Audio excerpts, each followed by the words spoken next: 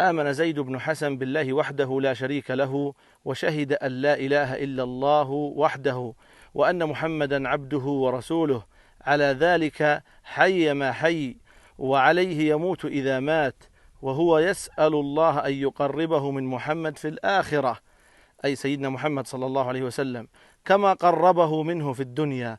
لعله يقصد يعني كما قربه منه في النسب في الدنيا، وأن يجعله من أحباه وأصفياه ونجباه. اللهم بارك لنا في منزلنا هذا، واذرأ كما تشاهدون في السطر الثالث من أسفل، وذ يعني مكتوب في آخر السطر وذ، وتكملتها في السطر قبل الأخير: واذرأ عنا شره وشر كل ذي شر، وارددنا إليه مرمرا كثيرا، أو لعلها مرارا كثيرة، تصحيف أو ما شابه. فهذا المنزل شاهد كيف بدأ بالإيمان بالله سبحانه وتعالى. آمن زيد بن حسن بالله وحده لا شريك له